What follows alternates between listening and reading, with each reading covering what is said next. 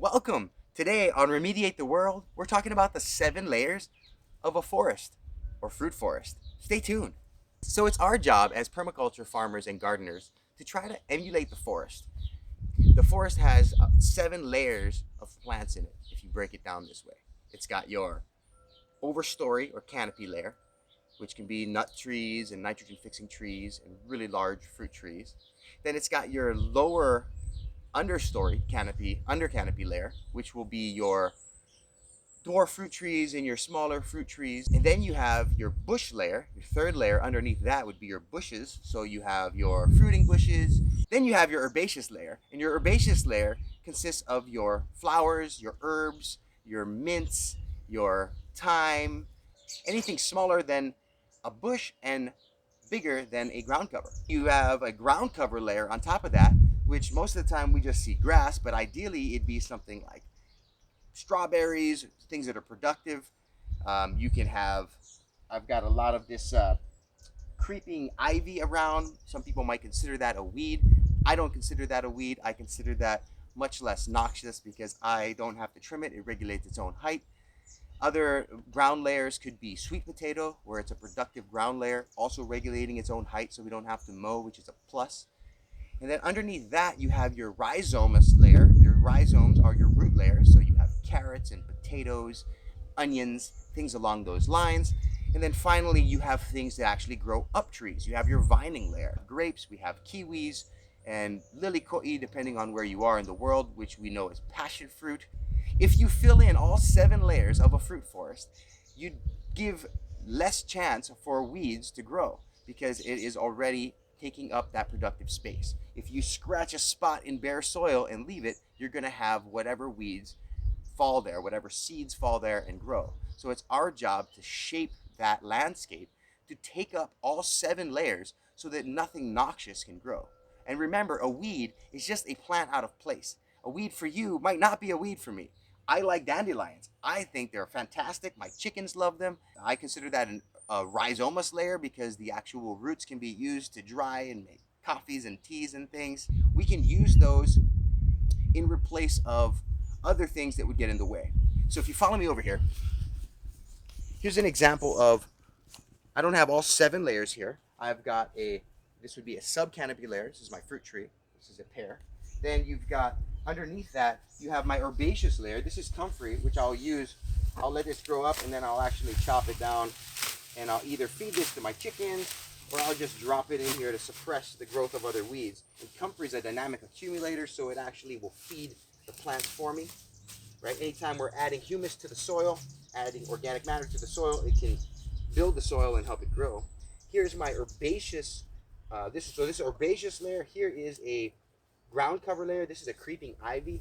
It just takes over because I got a lot of mulch here, and ground ivy likes to grow wherever the mulch is, wherever the ground is soft. So we've got ground ivy that just kind of volunteered and took over, but I don't mind it because it regulates its height. This is about as tall as it gets.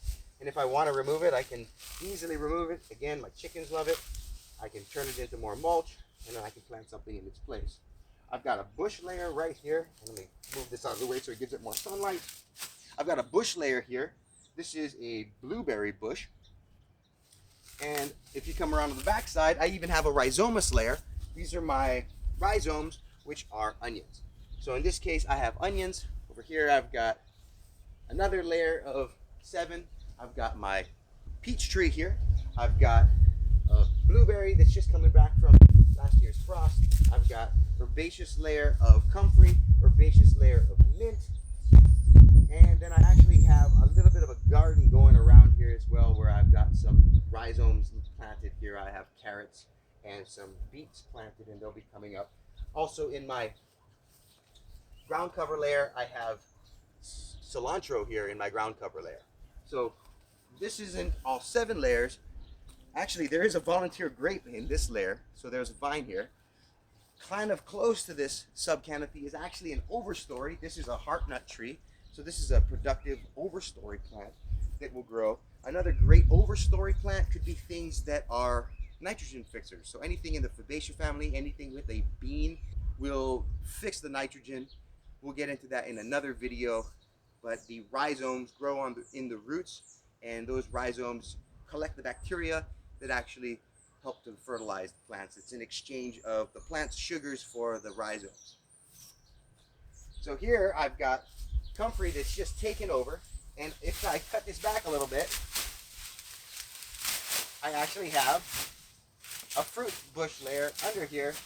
I've got hiding in here, I have a blueberry bush kind of hiding in here. It's kind of small, but there are a couple of blueberries on there. So that's an example of taking over all of the space. Here's some potatoes and some onions. So I've got my rhizome layer, I've got a ground cover layer, and I've got to come back in here and actually add a little bit more productive strawberries and things like that because I love strawberries. But here we don't see many weeds. We don't see many weeds in any of these areas. And to me, the weed is this grass. This grass is just hard to remove, hard to pull out, and it just takes over. These other things, I'm not considering this a weed, even though some may consider it noxious because it really does just take over. But I like things that are prolific because then I don't have to maintain them. I don't do a lot of watering in my yard. I just put mulch down and let the nature take its course. If you took an example from the forest, nobody's watering the forest, right? The forest takes up all 7 layers. You see grapes growing up trees. You see poison ivy and poison oak growing up trees. I'd prefer the grapes than the poison ivies and oaks. So it's our job when we steward the landscape to go in and actually place more of what we want to replace the things that we don't want. Remembering that a weed is just a plant out of place. Let's put more of the plants we want into place so we have less chance for weeds. Follow me this way. So here, any place that I don't have a complete cover of plants, I'll use mulch to stop things like these grasses coming in. So here I didn't put a thick enough layer of mulch in, so there's actually some grasses growing inside of this ground cover layer, which is spinach. And if you look at this tree here, this is an apple tree. Underneath my apple tree, I had some kale growing from last season. On top of that, I've got my mint growing here. And then underneath that, I've got strawberries. And I've actually got some strawberries here to pick. So it's our job to fill all 7 layers of a fruit forest. And then here, right next to this, I have a fruiting bush. This is a goji berry. And I try to put in at least 2 fruiting bushes per fruit tree. So in this space over here, I have 2 blueberries growing. And there was an apple tree, but I caught it with the weed whacker. And let's face it, I'm probably the thing that kills more trees than nature does. The more productive we can be, the more layers we can fill, the less we have to maintain. And it might look a little unsightly because of the massive amount of growth, but we have to decide, do we want a massive amount of growth or do we want to be in there tending to it constantly? And us as the stewards get to make that decision. And it's as simple as that. Either I maintain it or I let it maintain itself. And I'm of the mindset of, let's let this maintain itself. I have a small yard here, so I can come in and make the adjustments as I need to. But I'm doing this same practice, and I'll take you there at some point, out at a few bigger areas where I won't have the ability to maintain these by hand. And my maintenance will come down to maybe a bi-yearly or a yearly touch where I come through and remove some of the noxious things that I deem as plants out of place, and come in and replace them with more productive plants. Other things that I'll do in those biannual interventions with those highly productive areas is I'll come in and maybe I'll lay some more wood chips, maybe I'll put in some mulch just to add to the fertilization of the plants, because as those wood chips and mulch break down, it acts just like the forest. When the forest drops its leaf litter and the forest drops its logs, the bacteria and the mycorrhizae and the fungus come into the log, help soften it, break it down, make it an edible product for the earthworms. The earthworms come in, break that down, deliver their beautiful worm castings, which is a fancy word for worm poop, and that stuff is like magic for plants. And that's what makes a highly productive soil cycle. And we'll do a whole video on the soil health and soil productivity and fertility in the future, because I could talk about that for a long time. Well, there you have it, the 7 layers of a fruit forest or any natural forest system. Canopy, subcanopy, bushes, herbaceous layer, ground cover, rhizomatous layer, which is a fancy word for root layer, and your vines that grow up the plants. Fill in the space and you'll have less room for the weeds. Don't fill in the space and something's gonna move in whether you choose it or not.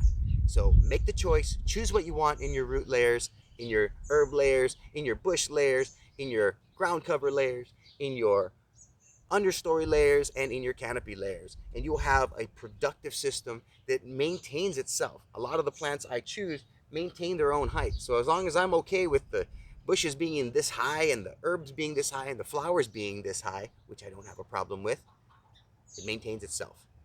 Stay tuned next time. Drop your comments in the comment reel below. Let me know what you're interested in. If you found this type of content helpful, if you do, please subscribe, because I'm going to try to put out content like this every week.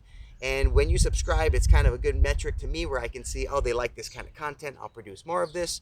And of course, if you ask a question, I'll make a video to answer that specifically. So thank you, and stay tuned for the next one. See you around on Remediate the World.